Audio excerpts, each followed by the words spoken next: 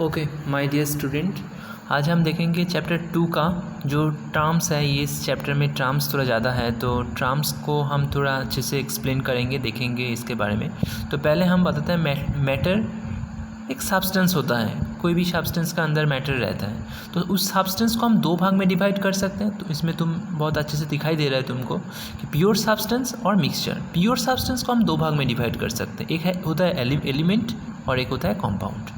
ठीक है, अब देखो प्योर सब्सटेंस और मिक्सचर, इनका डिफरेंस के साथ साथ इसको देखने से ही तुम्हें हो जाएगा कि इसका जो कैरेक्टरिस्टिक्स भी अगर क्वेश्चन में आएगा तो भी यहीं से हो जाएगा। देखो प्योर सब्सटेंस और मिक्सचर के बारे में हम यहाँ पे तुमको बताते हैं। तो पहला पॉइंट में है, देखो pure substance consist of a single type of substance. Pure substance में एक ही टाइप का सब्सटेंस होगा, लेकिन मिक्सचर में क्या होगा, कॉन्सिस्ट ऑफ टू और मोर प्योर सब्सटेंस। एक, दो या उससे ज़्यादा प्योर सब्सटेंस जब मिल जाता है तब वो मिक्सचर बनता है। पॉइंट 2 में देखो, pure substance cannot be separated into other substances by physical method. Physical method के द्वारा फिजिकल मेथड अप्लाई करके हम प्योर सब्सटेंस को अलग नहीं कर सकते, सेपरेट नहीं कर सकते। ठीक है, लेकिन मिक्सचर को क्या कर सकते हैं, separated into its components by physical method apply करके मिक्सचर, दोनों चीज़ का, दोनों प्योर सब्सटेंस का मिक्सचर है तो दोनों प्योर सब्सटेंस को हम अलग अलग कर सकते हैं। ये हो गया। नेक्स्ट पॉइंट 3 देखो, pure substance has its own definite properties. Pure substance का खुद का प्रॉपर्टीज़ होता है, आप खुद का जो डेफिनिट एक एब्सोल्यूट कुछ प्रॉपर्टीज़ दिखाई देता है। लेकिन mixture shows the properties of its components. लेकिन कोई भी एक मिक्सचर के अंदर जो प्योर सब्सटेंस रहता है, जितना रहता है, उन सब का प्रॉपर्टीज़ वो शो करता है। हर एक कंपोनेंट्स का जो एक दूसरे के साथ 2-3 टाइप का जो मिला हुआ है, वो हर एक का जो प्रॉपर्टीज़ है वो शो करेगा इसमें। ठीक है, elements are made up of one kind of atoms only. तो यहाँ पे याद रखना, प्योर सब्सटेंस को दो भाग में डिवाइड किया जाता है, एक होता है एलिमेंट, एक होता है कंपाउंड। तो एलिमेंट्स हम किसको बोलेंगे, जिसमें सिर्फ एक ही टाइप का, वन काइंड ऑफ एटम से जो चीज़ बनता है उसको एलिमेंट बोलेंगे, वन काइंड ऑफ एटम से जो बनता है। और compounds are made up of one kind of molecules only. One kind of molecule से जो बनता है उसको हम बोलेंगे कंपाउंड। ठीक है, तो ये हो गया। अब चलो नेक्स्ट टॉपिक हम देखते हैं, टाइप ऑफ मिक्सचर। मिक्सचर को हम किस तरीके से भाग कर सकते हैं। देखो यहाँ पे दिया गया है, फर्स्ट पॉइंट में दिखाया गया है, on the basis of their physical state. Physical state के बेसिस पे हम क्या कर सकते हैं, मिक्सचर को 3 भाग में डिवाइड कर सकते हैं, जैसे solid, liquid, gas. Solid liquid gas में सॉलिड क्या होगा, दोनों ही सॉलिड।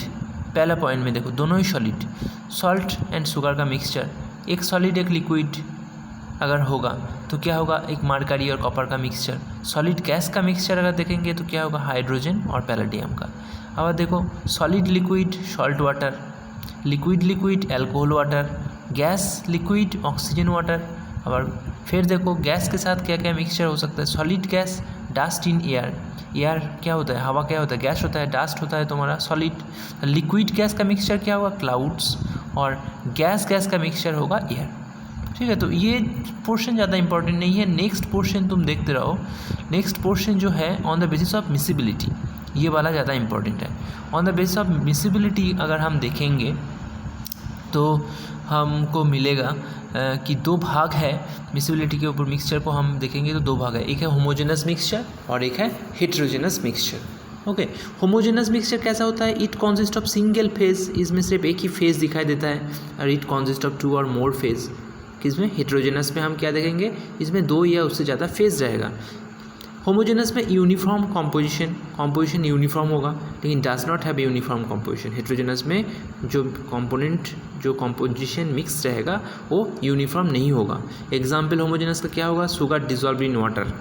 ठीक है, शुगर को अगर हम पानी में डिज़ोल्व करेंगे तो शुगर बिल्कुल उसके अंदर घुल जाता है, जिसको हम होमोजेनस मिक्सचर बोलते हैं। लेकिन अगर air, sand and common salt, इन तीनों चीज़ को हम मिक्स कर देंगे तो वो अलग अलग दिखाई देगा। ठीक है, एक विजिबल बाउंड्री है जिसको हम हेटेरोजेनस मिक्सचर कहते हैं।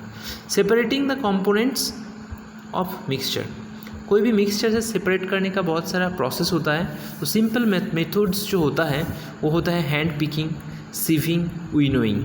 ये छोटे क्लास में था। ठीक है, तो ये हो सकता है हैंड पिकिंग, मान लो कि दोनों ऐसा चीज़ को हम मिक्स कर दिया जिसमें से दोनों अलग अलग 2 कंपाउंड दिखाई दे रहा है हमको। ओके, हमको दिखाई दे रहा है और उसको हम हाथ से अलग कर लिया, तो उसको बोलते हैं हैंड पिकिंग सेपरेशन मेथड।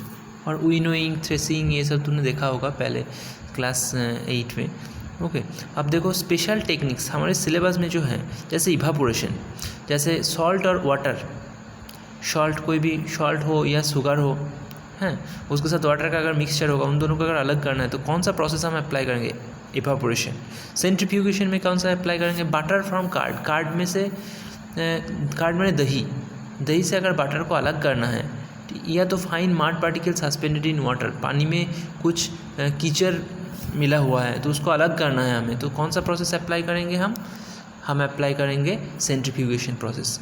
इसके बाद देखो डिकेंटेशन प्रोसेस है, ऑयल फ्रॉम वाटर, वाटर से अगर ऑयल को अलग करना है तो डिकेंटेशन प्रोसेस हम इस्तेमाल कर सकते हैं। उसके बाद सब्लिमेशन, सब्लिमेशन प्रोसेस के द्वारा हम कैम्फोर फ्रॉम सॉल्ट, सॉल्ट से कैम्फोर को अलग कर सकते हैं।